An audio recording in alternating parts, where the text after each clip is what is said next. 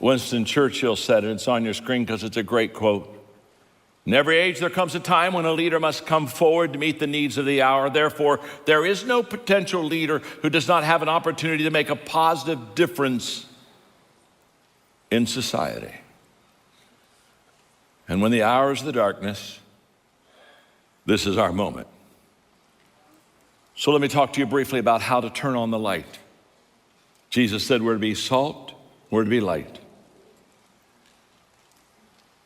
I'm going to give you just some very simple thoughts quickly. Number one, if you really want to turn on the light, you really want to lead well during dark times, and you just really want to have that solid foundation, number one, get over yourself. My name's John, I'm your friend. Please, get over yourself. Let me explain something to you. It's not about you. The first step in leadership is to get over yourself. The first step in connecting with people is to get over yourself. The first step in communicating is to get over yourself. I tell people all the time when they say, I want to be a great communicator. I said, number one, just get over yourself. Get over the day that you're more concerned about helping people than how you look. All of a sudden, good things begin to happen.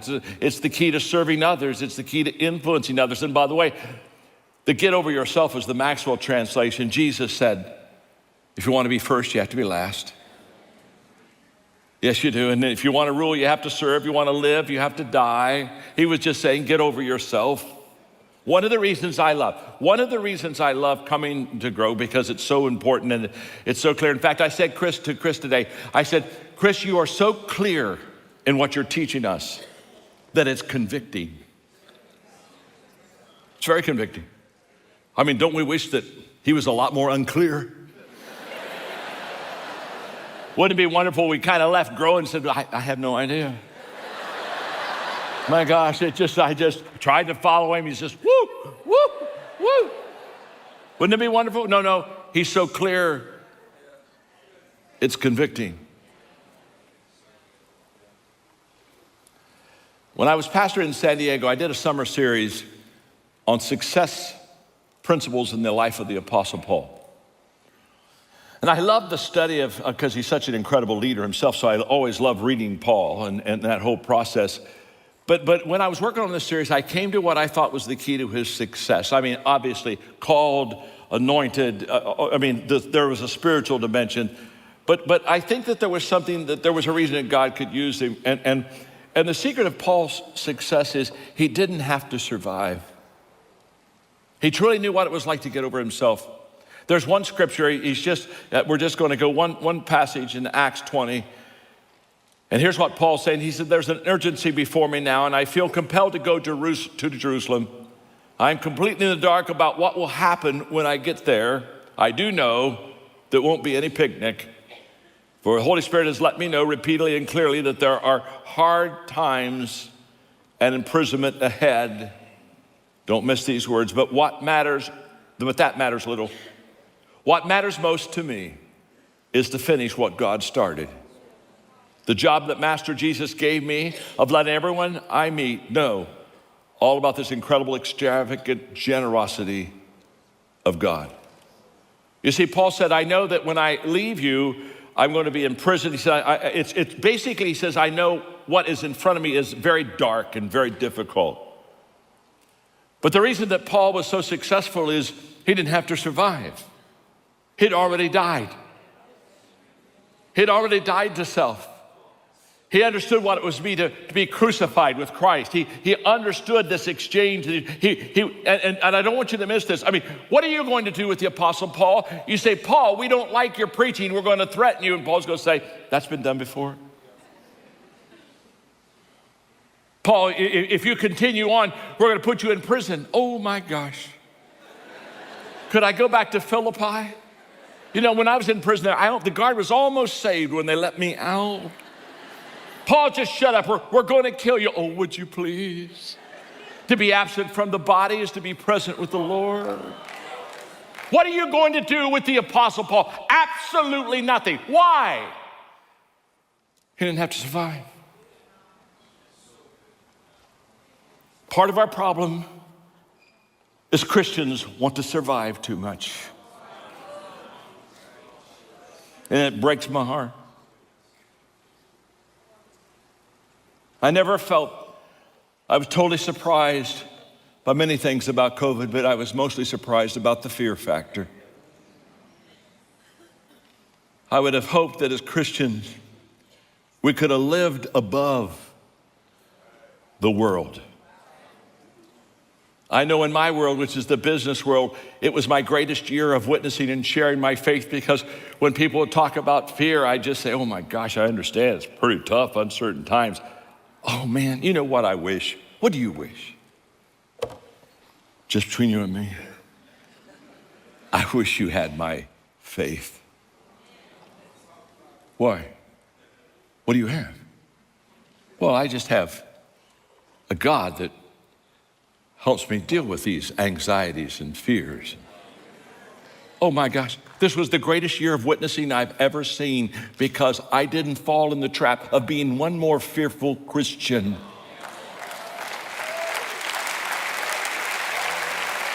Okay. I love the applause, we just don't have time. The first thing, get over yourself. You got that one? In fact, look at your neighbor and say, get over yourself. Oh, that's so good. That's so good. This is so good. Okay, I'm going to number 2, but please, you got to let me have some pleasure here. Wasn't it fun? Looking at your neighbor and say, would you get over yourself? How many of you, that was an answer of prayer? I just opened the door for you. You've been wanting to tell that person for so long to get over themselves, and I'm your John the Baptist. I just opened up the way.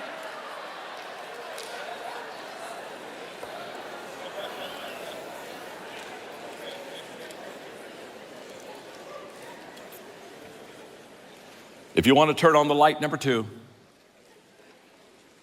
I'll have to explain this one. Move to the center of the wheel.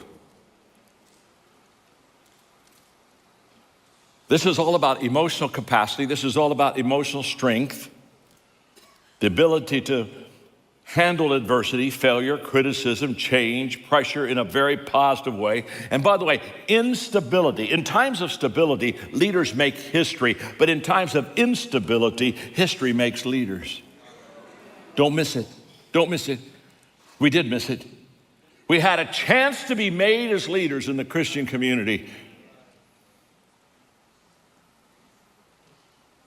And sadly, just sadly, some of us missed that opportunity. This has been, since 2000, we've had continual chaos.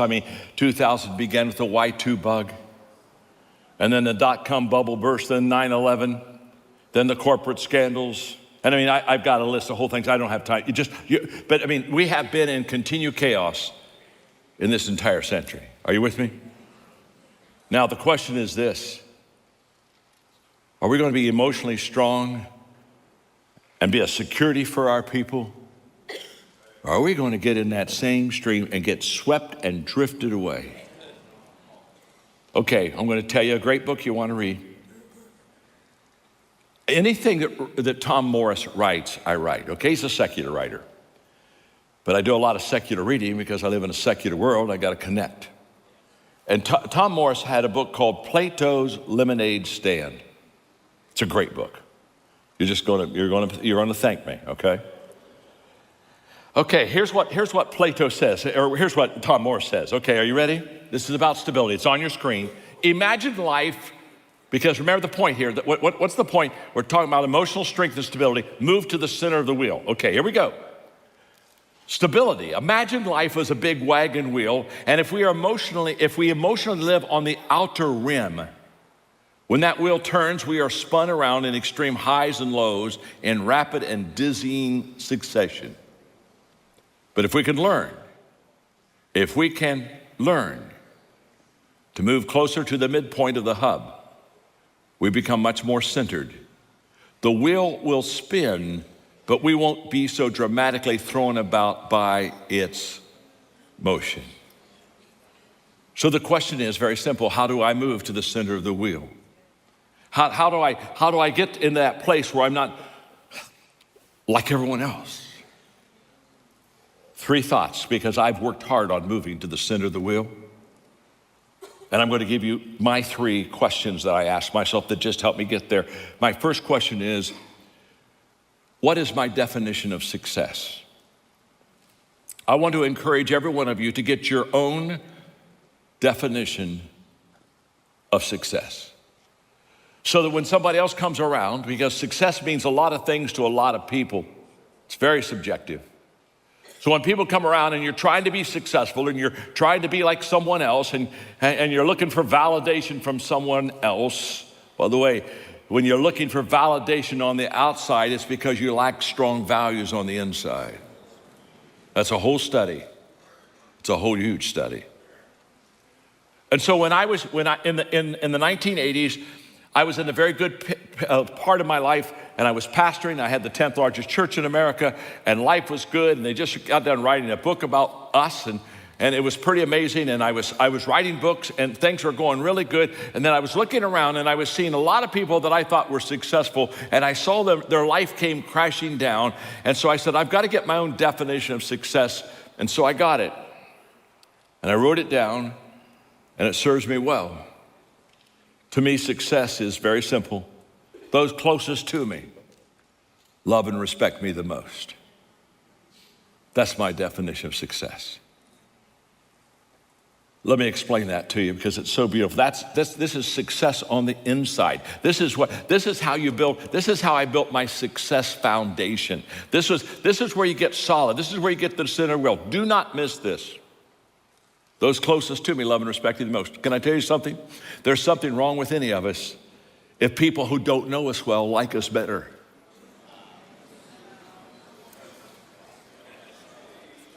Than those who know us well. There's an amazing credibility issue. So I just said, okay, I got to get centered, and the way I'm going to get centered, the way I'm going to get to the center of the wheel, is success for me is just going to be very simple, and that is those who are closest to me love and respect me the very most. That was success on the inside. That allowed me then, once the inside is right, the outside can expand. You see, our goal should not be to be bigger. My friend Truett Cathy in the Chick-fil-A Foundation, early years, the board was pushing to more stores. We need to get bigger, we need to get better. And Truett Cathy said, no. He said, we need to get better. He said, if we get better, the customer will demand that we get bigger. We gotta be, which brings me to the second point, we've got to be bigger on the inside than we are on the outside. We've got to be bigger on the inside than we are on the outside. You see, we all have these emotions, positive and negative, within us.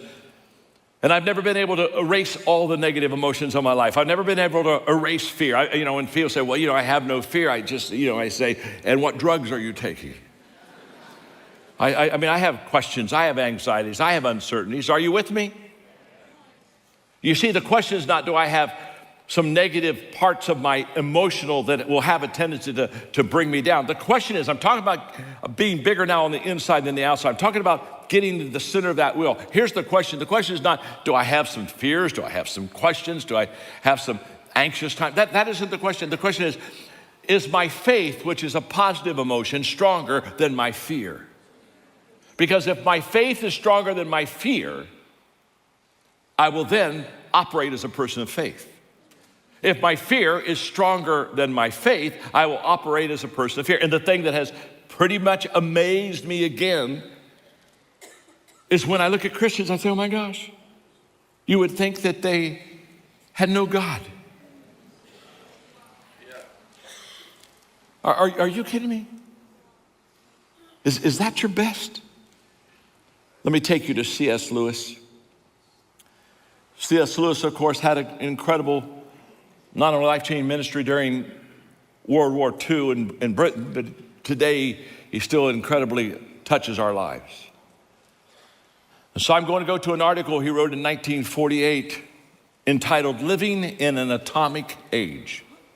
This is when the atomic bomb and the atomic age was coming, and what would happen if a bomb was dropped. And although these words were written 73 years ago, they're as relevant today as they were then. And just take the atomic bomb and just substitute it for the coronavirus. It's on your screen so you can read it with me. In one way, we think a great deal too much, oh yes, of the atomic bomb. How are we to live in atomic age? I am tempted to reply, why? As you would have lived in the 16th century, when the plague visited London almost every year. Or as you would have lived in a Viking age when raiders from Scandinavia might land and cut your throat any night. Or indeed, as you are already living in the age of cancer, age of syphilis, age of paralysis, age of air raids, the age of railway accidents, the age of motor accidents. In other words, do not let us begin by exaggerating the novelty of our situation.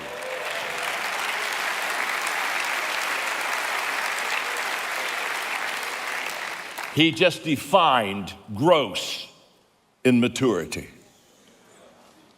And I am so sick and tired of listening to gross immaturity.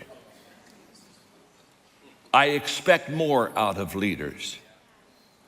I expect you not to be swept away by the emotions and the fears of others. I would expect you to stand to give security to people that are drifting. Okay, back to C.S. Lewis. He's much better than me. Believe me, dear sir or madam, you and all whom you love were already sentenced to death before the atomic bomb was invented.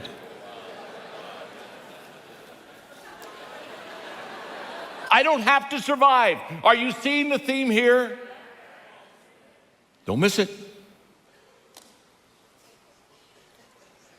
And quite a high percentage of us, we're going to die in unpleasant ways, and it's perfectly ridiculous to go about whimpering and drawing long faces because the scientists have added one more chance of a painful and premature death to a world which is already bristled with such chances and in which death itself was not a chance at all, it's a certainty. Some of you are acting like if you're fearful, you'll get out of life alive.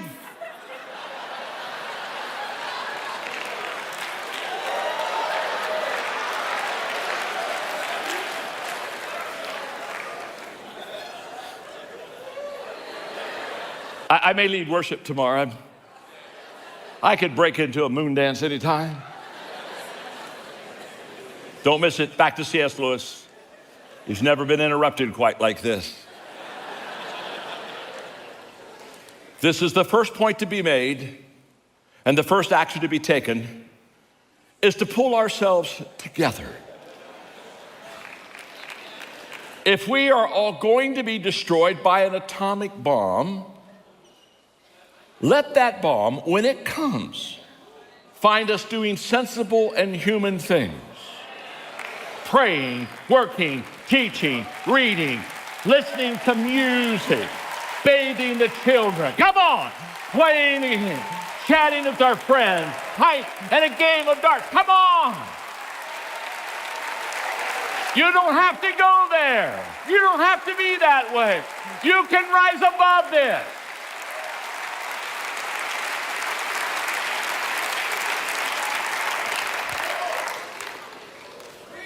Not huddled. Not huddled. Together like frightened sheep and thinking about bombs. They may break our bodies, but they need not dominate our minds.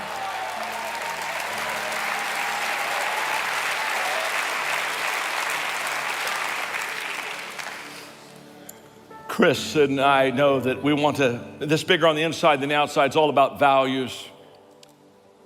I spoke of it just briefly a moment ago, and the fact that if I have strong values within me, I need less validation outside of me. But we live in a culture that has not been valued and has not learned good values. And so we seek validation all the time. I didn't realize how incredible aware I was of social media. And I was way ahead of the time. I remember when I was in the 3rd grade. Honest to God, Wanda sat right beside me and she was so pretty. And I said, Wanda, I love you. Do you love me? Check this box.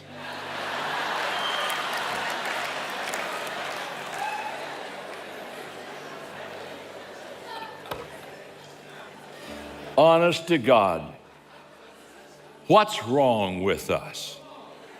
I'll tell you, we don't have a foundation. We don't have the core. We don't have the values. So Chris sent this to me the other day. He said, another reason why we need values. This is good, Chris. The founder of Dubai, Sheikh Rashid, was asked about the future of his country, and he replied, my grandfather rode a camel, my father rode a camel, I ride a Mercedes, my son rides a Land Rover, and my grandson is going to ride a Land Rover, but my great-grandson is going to have to ride a camel again. Why is that? He was asked in his reply, hard times create strong men. Strong men create easy times. Easy times create weak men. Weak men create difficult times. Many will not understand it, but you have to raise warriors, not parasites. And you have to add to that historical reality that all great empires, not some, all great empires, the Persians, Trojans, Egyptians, the Greeks, the Romans, the British, all rose and perished within 240 years. And they were not conquered by external enemies. They rotted from within. Okay, stay right with me. To be in the center of the wheel, we got to ask ourselves 3 questions. What's my definition of success? Am I bigger on the inside than I'm on the outside? And 3 is, who is my source? Back to Plato's lemonade stand. He said Plato took a stand on unchanging values as the ultimate leverage that we have for grappling with this unpredictable world. He was convinced that we can attain true success in life only if we first understand the things that never change and use them well as our reference points for moving forward productively through life's uncertainties. This is a secular writer, and he says centuries later, Jesus of Nazareth talked about building the structure of your life on a solid foundation of unyielding rock, rather on shifting sands that provide no support. Skip the rest of it. I'm in a little bit of a time crunch, but I've got to do this because it works. I had an incredible spiritual, life-changing experience during COVID. And I would take my walks every day. Why was I taking walks? Because I wasn't traveling. I wasn't speaking anywhere. And I'd read Psalm 112. Praise the Lord for all who trust in God, who are blessed beyond expression. And when darkness overtakes him, light will come bursting into him. And such a man will not be overthrown by evil circumstances. Don't miss this. God's constant care of him will make a deep impression on all who see it. And I would walk and I'd say, I want your constant care of me to make a deep impression on all who see it. And I don't want to get down there drifting with the rest of them in this incredible fear issue and them not see the difference between a person of faith and a person of fear. Listen to these words. He does not fear bad news, nor live in dread of what may happen. Why? For it is settled in his mind that God will take care of him. Come on now. God's going to take care of you.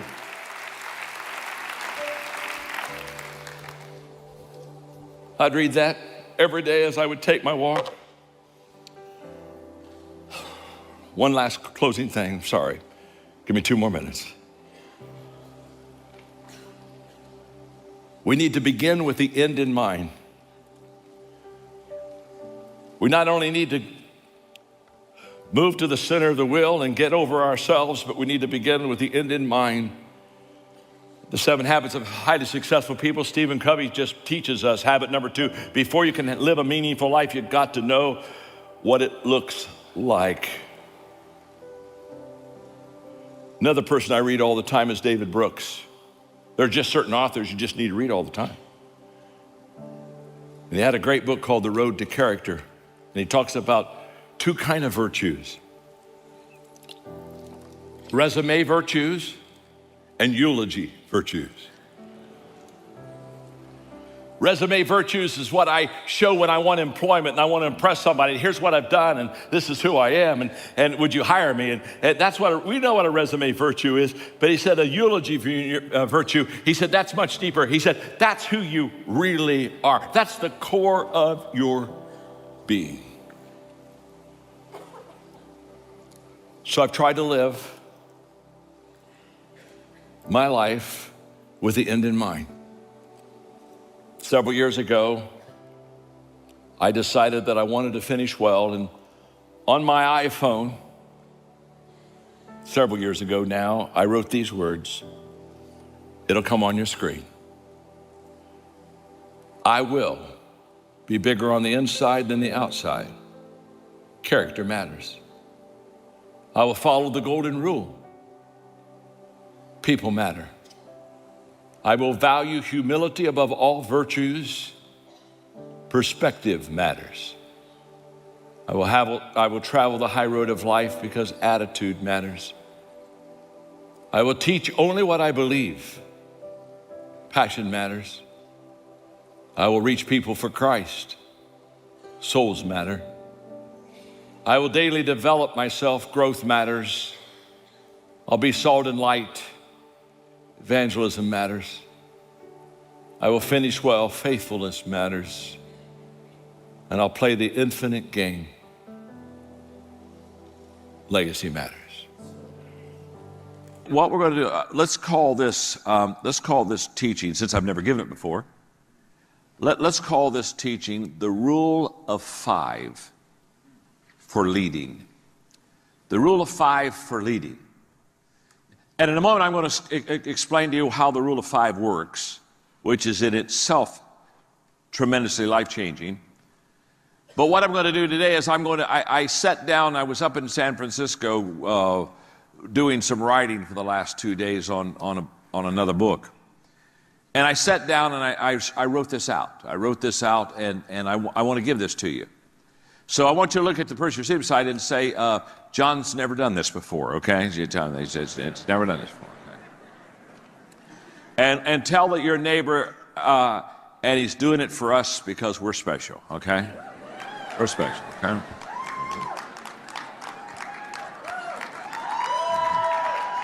Okay.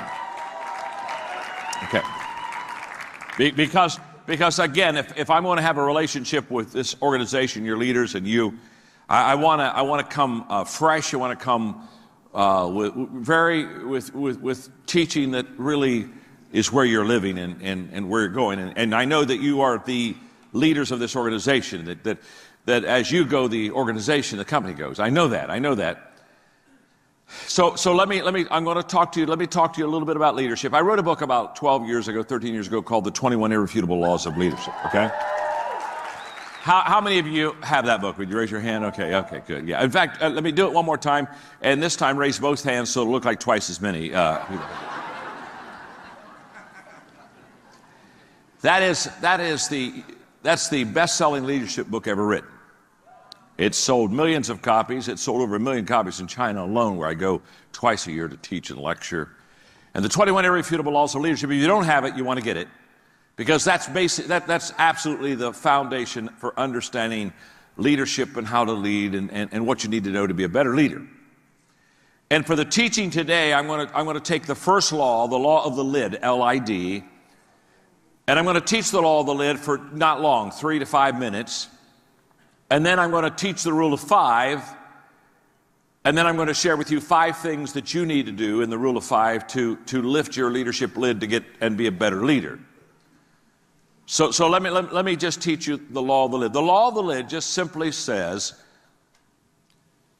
that your ability to lead will determine how well you succeed. In other words, the better you lead, the more you'll succeed. The better leader you are, the larger organization you can develop. The better leader you are, the larger your following, the greater your influence will be. The law of the lid is an amazing law, and it basically says that as you learn to lead, you will grow and be more successful. And the better that you lead, the more successful you will become. Now, for teaching purposes on the law of the lid, I want you to look up at me and let me just give you a visual so that we can kind of make sure we got this, okay? If let's say, for example, if this is my leadership lid, this is how well John Maxwell leads, okay?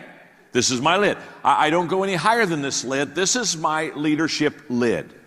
This is how well I lead. And let's just say I'm an average leader, so it's a 5. I'm a 5. From a 1 to a 10, I'm a 5 leader. If that's the case, if this is my leadership lid, this is how well I lead, what the law of the lid teaches is that my business, your business, what you do with Vasalis right now, your business will come under your leadership lid, but it will never get any better or go any higher or grow any farther than what your ability to lead is. So that your leadership lid literally determines the level of your success. So if I'm a 4 as a leader, what that means is that my business will be a 4. Or if I'm a 5 as a leader, my business will be a 4. Does that make sense? Now, even in a great organization like this, my leadership lid will determine the level of my success. Now, when I began to understand the leadership lid, and I began to teach the leadership lid, all of a sudden everything began to change. Because you see, it was in 1974 that I came to the conclusion, after studying successful people for 5 years, from 69 to 74, after really looking and watching successful people, I came to the conclusion that everything rises and falls on leadership. And when I say everything rises and falls on leadership, you say, John, what do you mean everything rises and falls on leadership? What I mean is everything rises and falls on leadership. Now, what part of that don't you get? I didn't say some things. I didn't say most things. I didn't say 99% of the things. I said everything rises and falls on leadership. In fact, I know it. I believed it in 1974. I started studying leadership. I started teaching leadership. I started leading a long time ago. But now in 2013, I'm more convinced than ever that everything rises and falls on leadership. And one of the reasons I am is because I've developed the largest leadership training company in the world. We're in 174 countries. We've trained 6 million leaders. In fact, we are now training 1 million leaders every 10 months. And we're 2 years away from training 1 million leaders every 6 months. And by 2020, we'll train 1 million new leaders every month around the world. And so when the United Nations asked me to do the opening assembly to all the ambassadors, they said, come in and talk about leadership. The reason they asked me to do that is because we teach leadership, and in 2 years we'll be in every country of the world teaching leadership. And I understand leadership. I know how to train leaders. I know how to teach leaders. I understand leadership. It's been my life. It's been my life for a long, long time. And in 74, I was convinced everything rises and falls on leadership. And can I tell you, 2013, I know, without any question, everything rises and falls on leadership. So how well I lead will determine how well I succeed. So this is huge. I've got to become a better leader. And the question people ask me all the time is, can I become a better leader? They'll ask me a question like, John, are leaders born? When they ask me, are leaders born, I always give them the same answer. Of course they are. Come on now, think of that question for a moment, huh? I've never met an unborn leader. Huh? Hey, don't particularly want to either, thank you very much. So when they ask me, are leaders born? I know what they're not really asking, are they born? What they're really asking is, are there some people when they're born, they got it? And some people when they're born, they don't got it. And if you got it, you go to the front of the line. If you don't got it, you go to the back of the line. That's what they're asking. And I've got great news for you. And I do believe, I have no question about it, that there are some people that are born with what I call leadership leanings. No doubt about that. Just like some people are born with kind of a musical leaning. No doubt. But the great news is, because I've done this for so long, and I've done this with so many over such a long period of time in every country of the world, What I know is you can learn to lead. You can learn to lead. You can learn to be a better leader than you are right now. You can grow as a leader. In fact, look at the person you're sitting beside and say to them, even you can learn to lead. Wow. Isn't that amazing? You weren't sure about that person, were you, huh? You weren't sure they could really learn, but now you got to even they can learn to lead. Now, let's go back to this law. If I'm a 5 as a leader, that means my organization will be what? Talk to me. A 4. Okay, here we go. Because the leadership lid won't allow it to go higher. So, how do I grow my organization? This is very simple, folks. I've got to raise my lid, don't I? I've got to get this lid up, and because I can become a better leader, I can raise my lid, true? So I can go from a 5 to a 6, to a 7, to an 8, to a 9.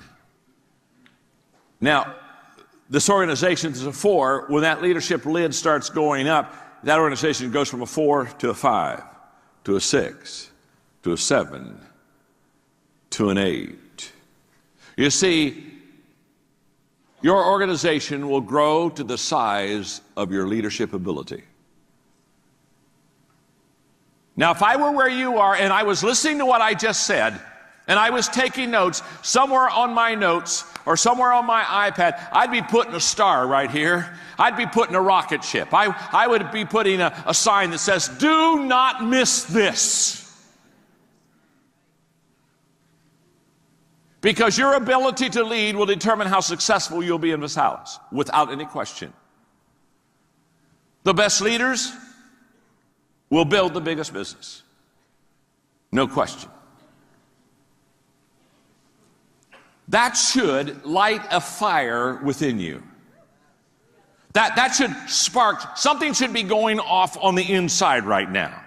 You see, everything rises and falls on leadership, and I've got to raise my leadership lid, and Maxwell says I can learn how to lead, and the better I learn how to lead, the bigger I can build this business. There ought to be something inside of you that says something like this: I had better learn to lead. Hello, this is an IQ test. If you miss this one, you can go home now. Vicelis can't help you. God can't help you. You understand?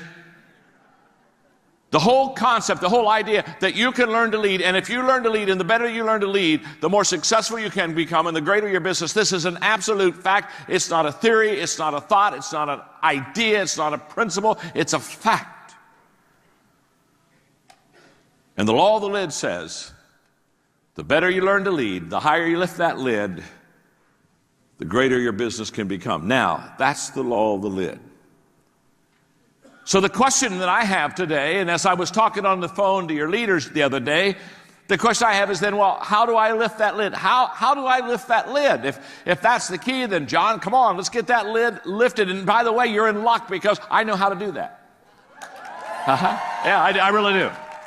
I ain't bragging, just living it, okay?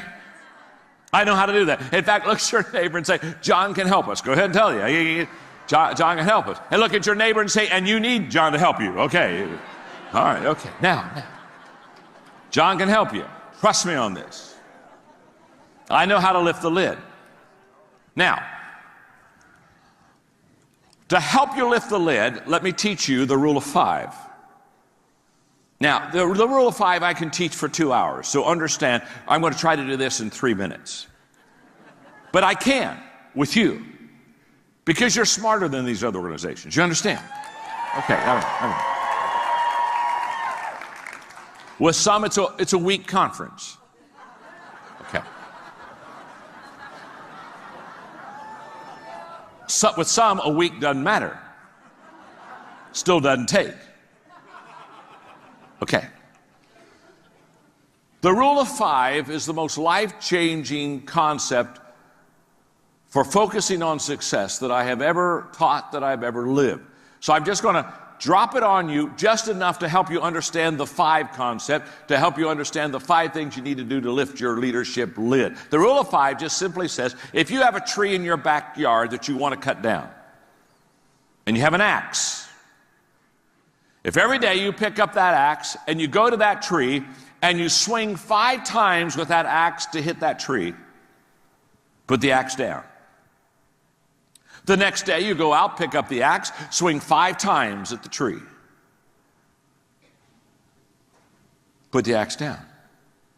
The next day you go out, pick up the axe, and 5 more times you swing at that tree. 5 times. Every day you pick up the axe, and only 5, not 50, not 15, not 500. 5. If you swing 5 times a day at that tree with that axe every day, let me ask you a question. What eventually is going to happen to that tree? That tree is going to... Now, there's no question about that, is there? There's any doubt. You don't have to sit around the table and kind of say, do you think it will? Let's hold hands and sing Kumbaya and hope.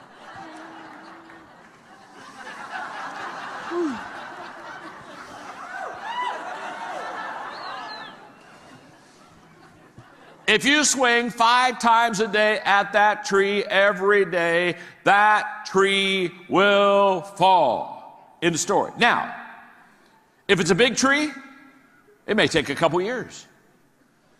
If it's a little tree in your backyard, I don't know, maybe in a month you could knock that baby down. I don't see. Now, the size of the tree will determine how long it takes for it to fall. But that's not what we're debating here. What we're teaching here is if you swing 5 times a day at that tree, every day the tree will fall. Now, that's the rule of 5. The rule of 5 says, find your tree. What's your goal in life? What's your purpose? What do you want to accomplish? What do you want to knock down? Where's your axe? What are your tools? What is it that you're going to use to effectively go after that goal 5 times a day? What is it? Because whatever that is, if you use it 5 times a day, every day, you'll be highly successful.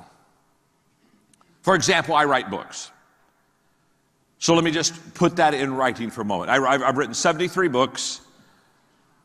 Jason, that was a nice introduction. It's 22 million, not 19. But what's 2 or 3 million? Give a little, take a little here, a little there.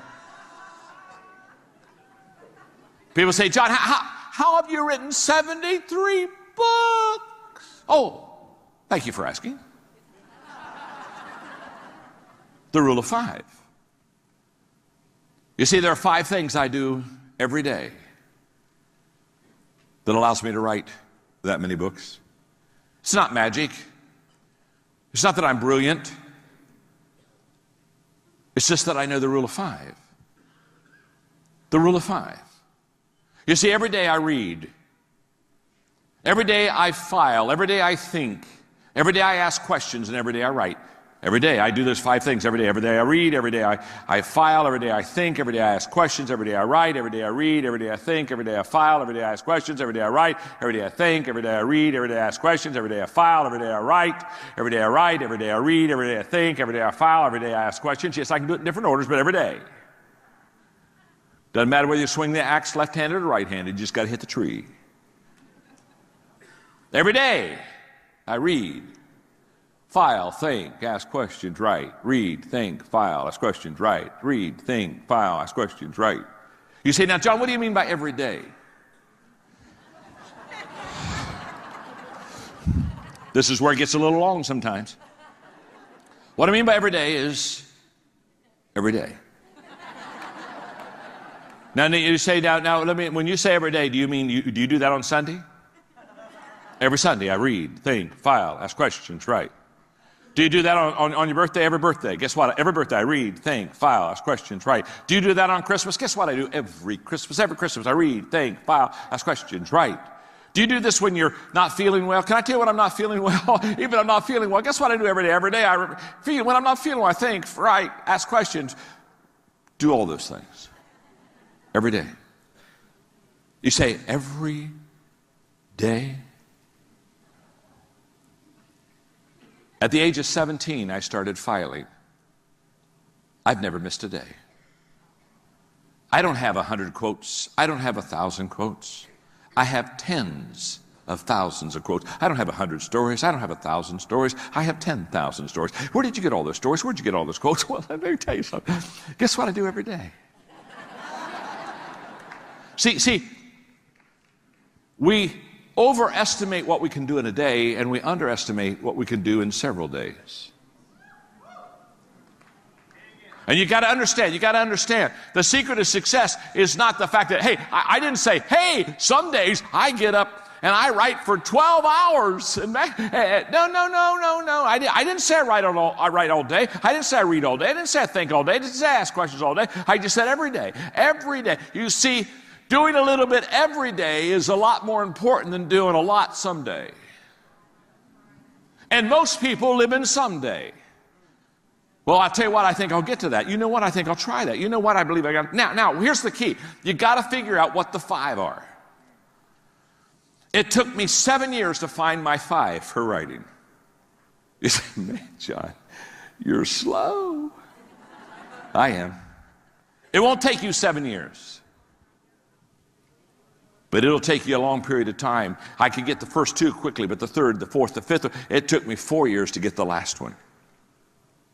Now, forget writing, because this isn't about writing a book. This is about leading. And what I'm going to do is I sat up in my hotel in San Francisco, and I wrote out what I think is the rule of 5 for leading. And I'm going to give it to you. And I've never given it to anybody else. You're the first ones to get it. So look at your neighbor and say, we're the first ones. Go ahead and tell them. We're the first ones. We're the first ones. Okay. You got it? We're the first ones. Okay. Hey, and since you're the first ones, don't blow it. You understand? Okay, I'm going to give you, if you can do these 5 things, the rule of 5 for leading, you will lift your leadership lid. How many of you want to lift your leadership lid? Absolutely. Okay, these 5 things, we're going to give them to you. And by the way, they're all simple. They're all simple. You can do all 5. You can do all 5. They're simple. Think about my rules for writing. Every day I read. You can read, can't you? Every day I think. Every day I file. No. See, the things that will bring you success are not complicated. They're simple. I'm a communicator, not an educator. Now, I have an education. I got 3 degrees, but I'm not an educator. An educator takes something simple and makes it complicated. Yeah, my father was a university president for 17 years. I know university stuff really well. An educator, they just take something simple and make it complicated. If you're not confused, they're not happy. A communicator takes something complicated and makes it simple. I'm a communicator. My name's John. I'm your friend. I'm a communicator. And I know how to communicate. I know how to put the cookies on the lower shelf. Yeah, sure. Might as well have some. I've been having some. Huh? I know how to put the cookies on the lower. And what I'm going to share with you about leading, you can do this, but you can't do this in a day. And you can't do this in a week. And you can't even do this in a month. You can't do this in a year. This is a lifetime of living this rule of 5. Are you with me? It's a lifetime. So there's no quick fixes here. There's no magic. But you can do this. Okay. Let me give you the first one. The first of the rule of 5 for lifting your leadership lid is lead yourself. Lead yourself. Now you say, John, when you say lead myself, what do you mean? What I mean is lead yourself.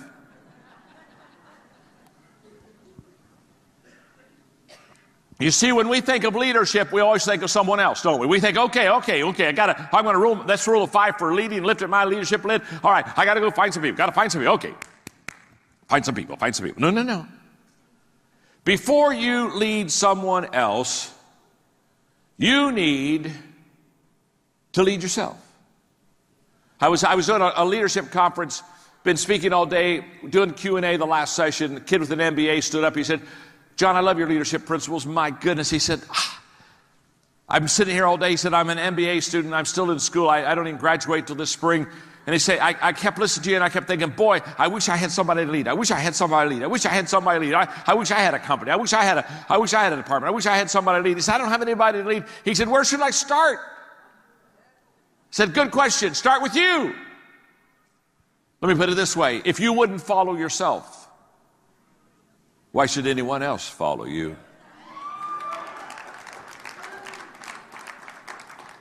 So what do I mean?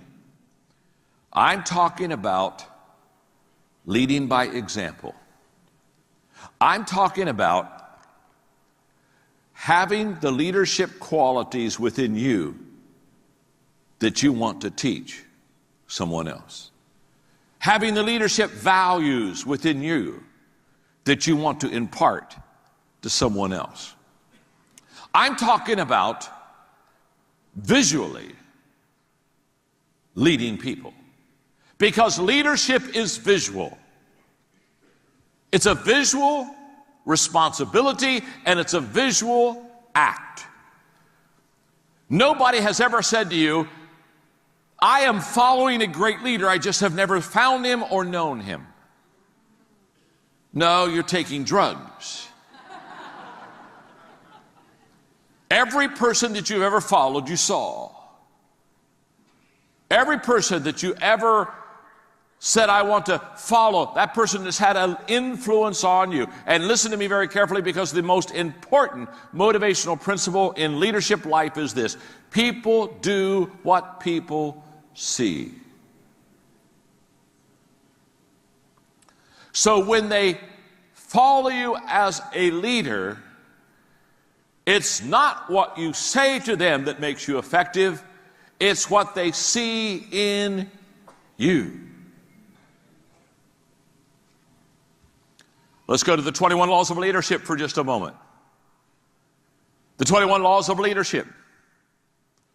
The law of magnetism. The law of magnetism simply says, we attract who we are, not who we want. Oh my. That is so good. No wonder that book has done so well. It'll change your life. We attract who we are, not who we want. I run into people all the time, and they come to me and they say, John, I'm developing a group. I'm starting an organization here, and I'm getting people to buy in. And John, I'm all excited, and I look up and say, what kind of people do you want to be attracted to your organization? What kind of people do you want to bring in? What kind of people do you want to recruit? And they'll say, you know what, I want people with energy. Oh, I want energy. I like energy is important. I want people with energy. And I'll tell you what else I want. I want people with a character. I want somebody who has some integrity and an attitude. Oh, I want somebody who has a good attitude. You know, okay. And they start listing all these qualities they look for. And I'll let them list 3, 4, 5. It doesn't matter. But when they get to 5, I stop. I say, wait a minute, hold it. Okay, you want somebody with energy? Yeah. You want somebody with character? Yeah. I want somebody with good attitude. Yeah. That's what I want. That's what I want. Stop. I don't care what you want. I got a question to ask you. Do you have energy? Do you have character? Do you have a great attitude? You see, if you have energy, a character, and a great attitude, guess what you attract? Birds of a feather. See, like begets, like attracts like. Oh my goodness. Oh my goodness. Before you ask somebody to follow you, make sure you have your own act together. You see, too many leaders, they're like travel agents. They send people where they've never been themselves.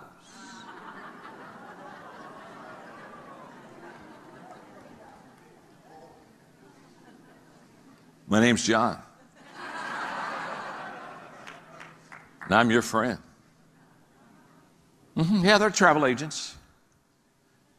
They've never been there themselves, but they're always sending other people there. They've never experienced it. They've never lived it. They've never fleshed it out.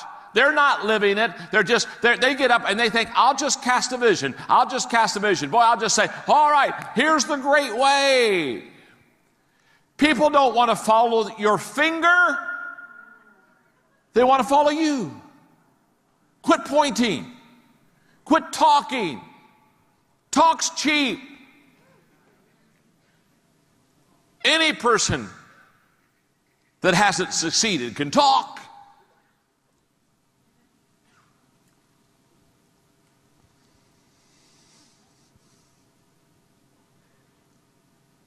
We teach what we know, but we reproduce what we are. Oh yeah, it's brilliant.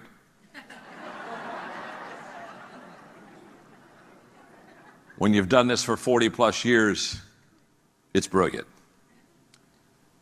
It's not that I'm brilliant, it's just that I've done it so long. After a while, I catch on.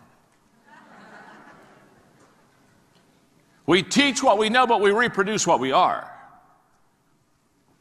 So if you're wanting to raise up some great leaders in your group, guess what? The first thing you need to do is be a great leader. Let me explain that to you. Let me just sit down for just a moment. At my age, it's a highlight. Let me just sit down for a moment and let's go back to the law of the lid. Remember when your lid was a 5, what was your company going to be? It was going to be a... Absolutely. The lid says you can't have a 6, you can't have a 7, you can't have an 8, you can't have a 9. You're a 5 leader. A 5 leader doesn't have 7s. A 5 leader doesn't have 8 companies. 5 leader doesn't have 9. 5 leaders have 4 companies.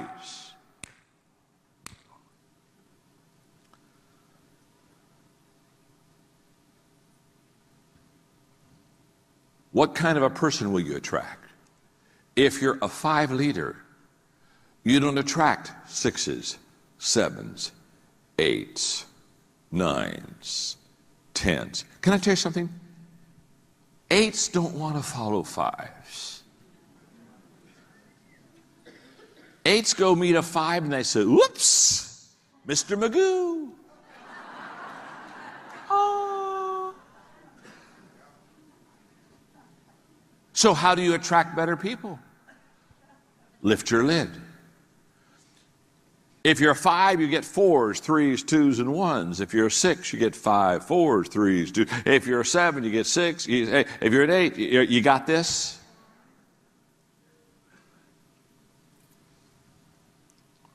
Stanford research says, just came from there. Stanford research says that 85% of everything you know, you learn visually. 85%. The reason I say that the first rule of 5 in leadership is leading yourself is because visual example is the most powerful leadership tool. Axe to cut down your tree. Trust me with that. James Allen said, people are anxious to improve their circumstances, but they're not anxious to improve themselves. And they therefore remain bound.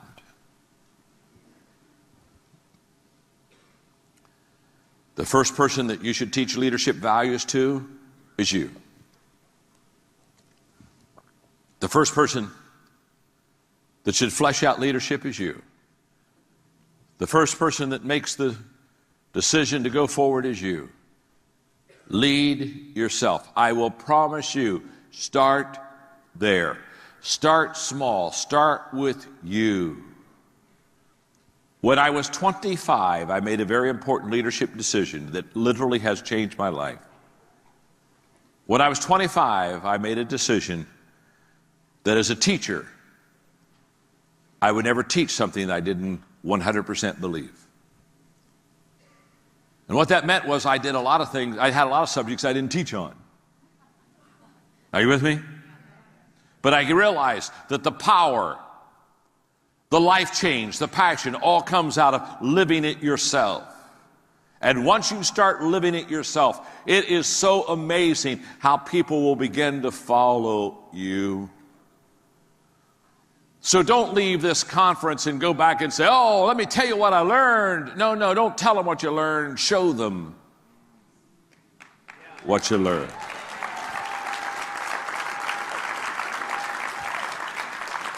My mentor for many, many years, John Wooden, used to say to me, John, I would look at my players at UCLA and I would say to my players, don't tell me what you're going to do. Show me what you're going to do. Number one on the rule of 5 for lifting your leadership lid is lead yourself. You got that one, don't you, huh? I can tell you got it. You are the smartest crowd I've talked to today. So the question is, not only do I grow, but what do I grow in? And what I grow in is what I call the big picture. I think there are 4 things that allow people to be successful. And I think these 4 things you've got to be good at. You've got to be good at relationships. In other words, you've got to connect with people. People won't go along with you if they can't get along with you. You just got to be good with relationships. You've got to be good with equipping people. You've got to know how to train and develop people, because you can't compound anything in your life unless you get somebody else to do it with you. So all compounding is in training and equipping. You've got to be good in attitude, because attitude, if it's good, will let you overcome adversity, which everyone has, and if it's bad, it'll let adversity overcome you. And you've got to be good in leadership. You've got to be able to influence more people. Now, I think those 4 things you just got to be good at, regardless of what your profession is, what your calling is, what your career is. You better be good with relationships, you better be good with equipping, you better be good with attitude, and you better be good with leadership. At age 25, I decided those were the 4 keys to continual success in a person's life. And then, when I started writing books, I said I'll write about those 4 things all the time. If it's a John Maxwell book, it's in those areas right there, because that's the key to people's success. What keeps people buying my books is I'm constantly writing about something that will make them better. And it works for them. Now, you take those 4 things, plus take your giftedness or your strengths. You ought to grow in that area. Whatever you're gifted in. For example, I'm gifted in communication, so I read a lot of books on communication. So whatever your strength is, you want to, but your growth has to be focused on those 4 or 5 things in your life. Now, it doesn't mean you can't grow in any other thing. It just means your greatest return for growth will be if you stay in those sweet spots. And then you need to measure your growth, because what gets measured gets done. And so every year at the end of the year, I ask myself, how well did I do in this area? Am I getting better? Am I growing? Am I developing myself?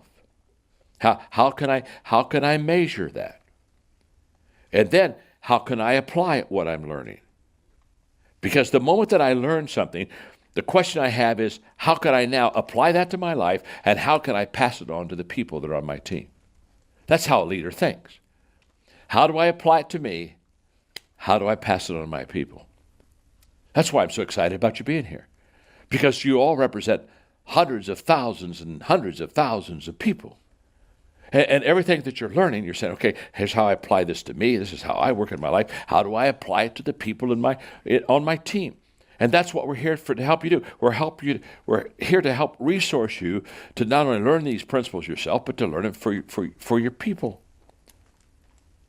And then after I do all of that, I become intentional in the following things. Number 1 is I make growth my number 1 priority in my life. A day without growing is unacceptable to me. So I'm conscious of my need 24/7 to grow. And I'm constantly doing it. Number 2, I look for growth opportunities in every situation. I not only make it my number one priority, but I ask myself, okay, what kind of growth opportunities are around me? Have I taken advantage of growth opportunities? Growth conversations. Number 3, I ask questions that will help me grow. Growth doesn't come looking for me. I have got to be proactive. So I ask questions all the time about growth. And I'm asking, if I'm with you, I'm going to ask you, what are you reading? Who are you talking to? What experiences has caused you to grow? I'm just asking you questions all the time. I'll drive you crazy with questions. The last time Jim Collins and I got together, we were speaking at the same convention out in Las Vegas. We were having lunch, and he sat down, and I sat down, and I kid you not, we sat down, and we looked at each other, and we both pulled out our card. It was like quick draw McGraw here. And we just leaned forward because we knew we had an hour and 15 minutes. We were going to cut all the other stuff out. He had questions asked me, I had questions asked him, and I threw out the first question. He said, that's not fair. He said, I have questions. I said, but I was first. So I get the first question. And we went back and forth, question. Why did we do that? Because Jim Collins and I know something. The only growing we're going to do isn't talking about where we've been, what we've done, who we know. Are you not tired of all that stuff? The only growing we're going to do is asking questions to the other person and learning from that person. Everything I've learned has become a result of a question, not a result of an answer. So you got to constantly have this curious mind to ask questions. So I ask questions that will help me grow. I file what I learn every day. Every day I take what I'm learning and I file it in my iPhone. I put categories on it and I put it in there, what I'm learning and how I'm growing. And I make sure as soon as I learn something from you, I put it in my iPhone immediately. Because the number one time waster is looking for things that are lost. And you know why you lost them? You didn't have a place to put them in the first place. So my systems give me the place to put things so I don't lose them, so that I can go back to them and I can learn from them and I can grow from it. And then I pass on to others every day. I pass on to others what I'm learning. I can hardly wait to tell somebody else, because every time I pass on to others what I've just learned, it reinforces the learning in me. And it allows me to kind of put that just a little stronger in my life, that impression just a little bit deeper in my life. Okay, I'm going to wrap this up by, I love this. Some parents of a little girl named Elizabeth Dodd, who was age 9. Her parents would listen to my teachings. They had video programs, and they were always listening, reading my books. And so their 9-year-old daughter was just kind of hanging with them and picking up this stuff. And so this was written by Elizabeth Dodd, who's age 9. She said, John Maxwell says, always work on yourself more than others. He also says, always work on yourself before you work on others. I say, hey, he's right. Because if you work on others before yourself, you won't know what you're doing. Elizabeth Dodd, age 9. I thought, the kid gets it. The kid gets it. I hope we get it today. I hope we get it. People know me for leadership, but I'm passionate for growth. And the reason I'm passionate for growth is if you're going to develop the leader within you, trust me, it's going to be because you want to get better every day. And what's so beautiful is if you'll do this, in 1 year, to be honest with you, you won't recognize yourself. You'll have to reintroduce yourself to yourself. And you're going to have to say, I'm amazed how much you've grown in a year. What keeps me young is my passion to grow. I just don't have time to die. And it's so good, I don't want to die.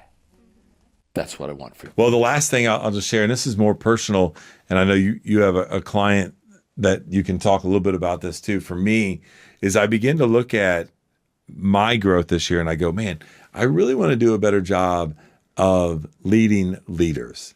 Like I have a pretty good system, connection and leading individual contributors. But I think when you lead leaders of other people and other teams, that I think I know it's much different. And so that has been something that I've been doing a lot of work on, a lot of research. What does that look like? How do you lead differently in that area? Talk a little bit about what you're hearing out in the field in regards to that with people, it's amazing. We read all the time that people get promoted to their first leadership position ever with no training. Right? The percentages are off the chart. And then they get in there and still organizations don't develop them. And then all of a sudden, if you're lucky enough to have enough initiative and intentionality behind your growth, you're growing, all of a sudden, now you got to start leading leaders and you've never been taught. So this is coming up more and more with organizations as people move up the ranks. Talk a little bit about your perspective on this one. Yeah, John calls, you went from being a soloist to being a conductor of the orchestra. I have no idea how to conduct, but I do know how to be a soloist. So I'll be super soloist, and I'm not effective conductor at all. So we've been talking a lot about we're trained very much since youth of the leader-follower model. You're the leader, I'm the follower, yada, yada, yada. Tell you what if we thought leader, and you're the leader, but you're also incenting me to think like a leader. Most of our fault in this area is we all think of leadership, we've been trained to think of leadership as title and position. When we teach is leadership is influence. So it really doesn't matter if you have a title or position. We should all be developing influence. So for me, if I'm a leader leading individual contributors, those individual contributors need to think that they are leaders. What are they doing to increase their influence with me? Up with their peers across. They don't have anybody down yet, but they can be developing influence and thinking about leadership in that. And so doing those small things to infuse leadership into your team. You mentioned a while back about having, reviewing a podcast, 5 minutes, 10 minutes on your call. We have one in an organization that reads the Maxwell Daily Reader. 365, it's a 1 page or 2 paragraphs, takes about, I don't know, we witnessed it, you and I witnessed it last week, 2 weeks ago. Would it take about 7 minutes, 6 minutes? And that included discussion. But the entire team is on one topic for 6 minutes. Does it matter in that day? No, but it happens day by day. Every day. Over the year, 365 of those readings, I guarantee you somebody took something from there to apply to their leadership. So small things done daily, consistently over time, big results. But getting leaders to think about others, about leading leaders, is a huge jump in the engagement and performance of your team, because if they're sitting around waiting for you to lead, that's problematic. It's not going to drive engagement. I love the example you just talked about, the Daily Reader. And what was awesome was the leader of that team was not even the one reading it. Right. Like pass it around. Right. It's like, hey, pass it around, and you begin. And what's awesome to watch in that shift that's happened in that culture is highly driven by results. Highly driven. And they would have stand-up huddles in their offices all around the country. And it would all be about, hey, what was the production yesterday? And then all of a sudden, like, hey, we're still going to do that. That's important. But that's going to be number 2. Number 1 is going to be, we're going to talk a little bit about leadership. We're going to talk about people. And you begin to see that shift, and people begin to think like leaders.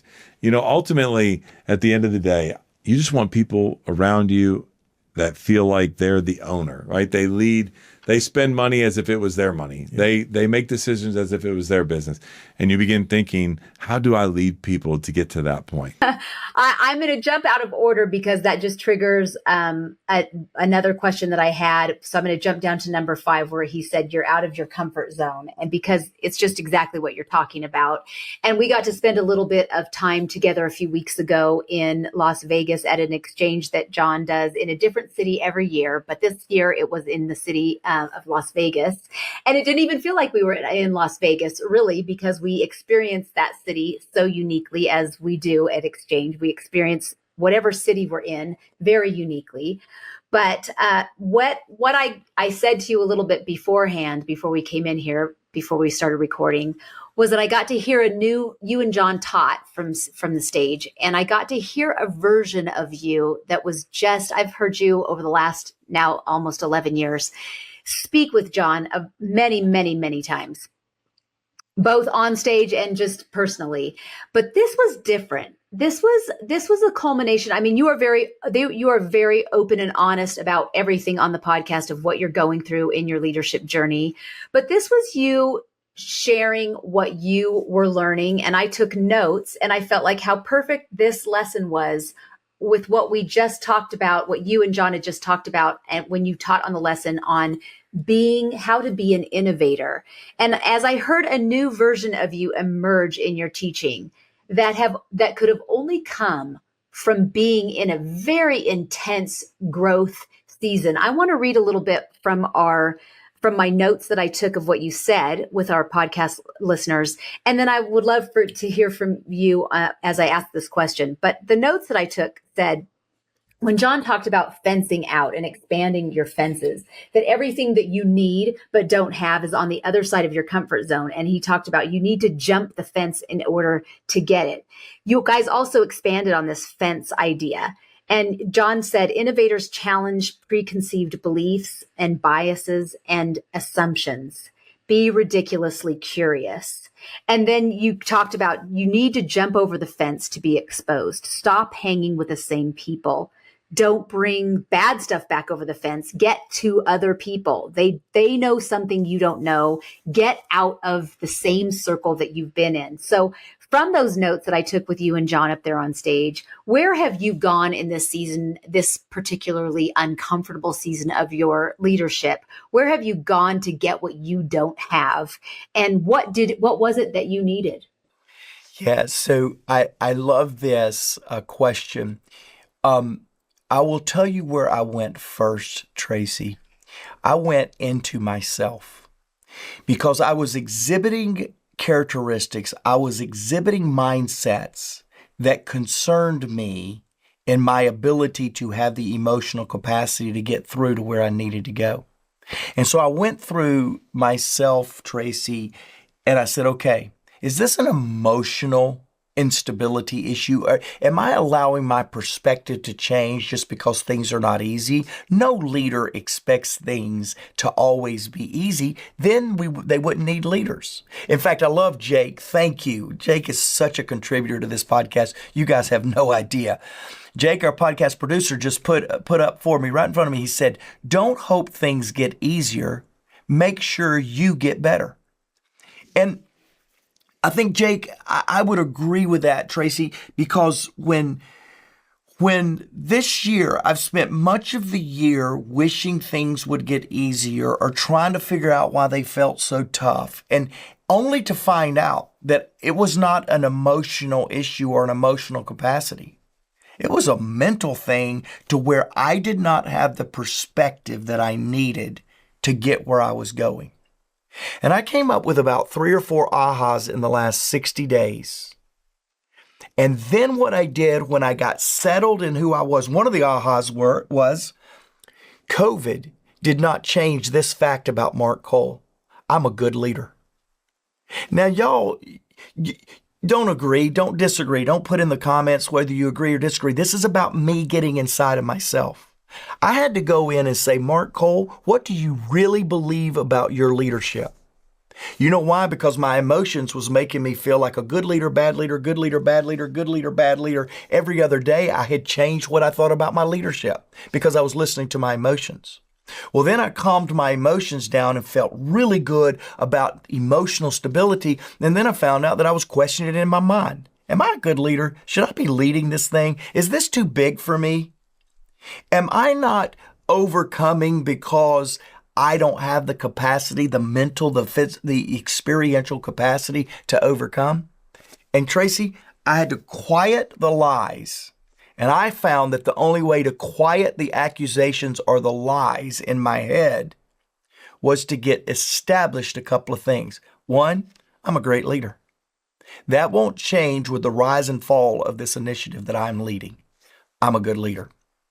2, I had to get clear on what I knew was my purpose. For me, we put a lot of spiritual foundation into our leadership, as all of you on the podcast know. This doesn't work for all of you. I had to make sure that my calling was sure.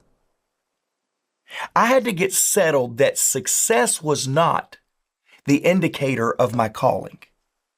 That overcoming wasn't even the success of my calling. I've known a lot of people, they were called and they left it all out on the field and didn't get to see the finished product of their work.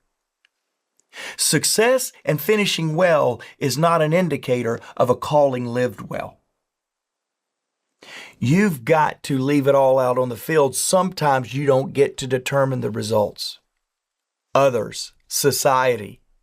Some of you got let go recently in 2023 and you go, how could I have succeeded when I was surprised? I was ambushed by a termination, by a transition. Don't allow those things to determine how well you are leading, how successful you are in leading, and how committed you are to your calling. And I had to get some things settled, Tracy. When I got it settled in my head, and it had to start there, I had to be bigger on the inside. Then I was ready to go to my inner circle and my outer circle. I went to John and said, John, this is what I've just been processing. This is my conclusions. This is what I'm going to do with the conclusions. I validated the direction and the conclusions with people that knew me well. Then what I did, Tracy, I went to people that had no idea and was very unfamiliar with my leadership. And I said, hey, this is what 2023, this is what the current leadership challenge has been for me. What was it like for you? And some of these were very, very successful people running billion-dollar organizations.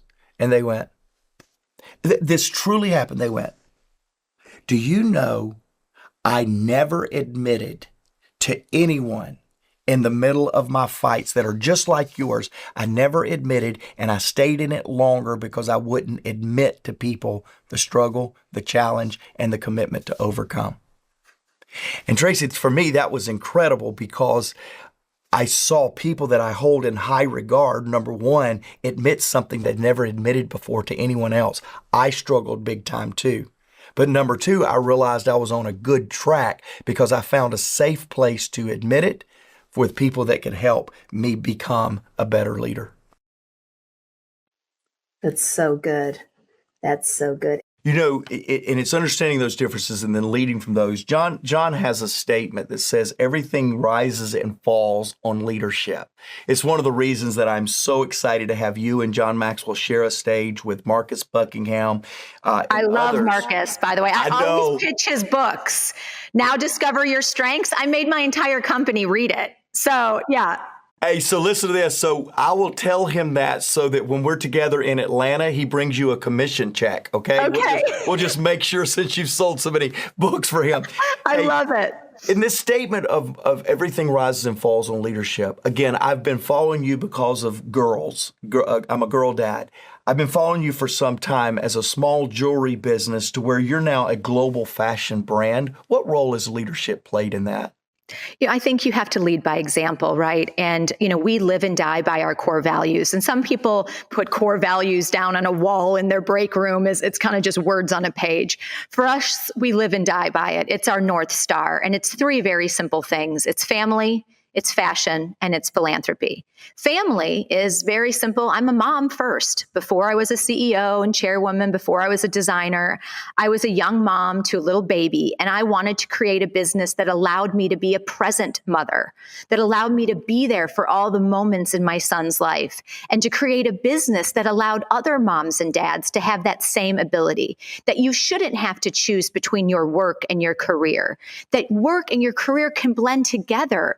Your family can be part of your business.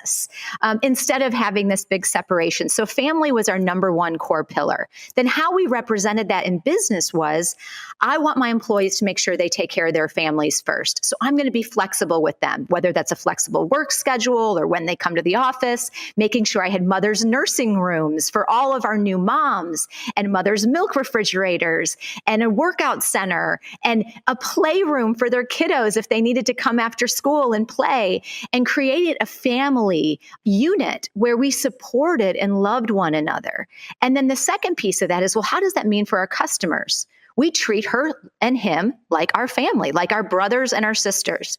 If your sister has a broken earring, Mark, what do? You fix it, right? You take care of her. And that's our customer service policy. It's the sister rule. It's so simple. And we give every single employee within our organization the power to please, to make sure in that moment that that person is loved and listened to and taken care of, that they don't have to go to a manager for approval or call someone to get, we are going to take care of it in that moment. So our family pillar guides us in all those elements, all those layers, from how we treat each other to how we treat our customers and how we treat our own families. And then our fashion pillar is pretty simple. We're passionate about design and fashion, and we're motivated to design products that don't just make people look good. They make people feel good. And they're for these moments in their life that we get to be part of. On their wedding day, walking down the aisle, on graduation from high school, I mean, whatever, birthday celebrations within our stores. So we've started to become in some of the most important moments of people's lives and how they're touched in those moments. Our brand is fortunate enough to be a part of that. And then when you look at philanthropy, I started this business because of what my stepfather taught me. I wanted to have a brand that was fashion for philanthropy. And I believed wholeheartedly that I could create something and give back. When I started with just $500, I had no money. I couldn't write big checks to nonprofits, but I could make a pair of earrings for a silent auction for a nonprofit. I could make a necklace for a raffle. I could donate my time to read books with kids at the hospital. And the more that I was able to grow, the more we were able to do. And hiring people that we said, this is our goal. This is how we measure success at Kendra Scott, is that we are making a positive impact on the world and the communities around us. Since 2010, Mark, we have donated over $60 million to women's and children's charities. And everyone told me that that was truly an impossible thing to accomplish. And I'm here to show you that it's not, because when you give authentically is key, because you can check the philanthropy box. But when you give with your heart, when you show up, when your team shows up, you have a committed customer base that is with you for life and has been able to help us weather the storms of recessions or pandemics, because we have an army of people who care for one another truly. And it's not just lip service. You know, I'm going to come back to philanthropy because I want to hear what you're doing at the store level, at the local level, before we close out. Did you see my cup, by the way? Let's see it. Optimism. Yes, yes. And by the way, if you didn't already have a great excuse to go to the YouTube channel to watch this for all of you listeners. I didn't even realize that was the cup I had today with my tea in it, that it says Optimist. It's a beautiful cup. I just love the cup.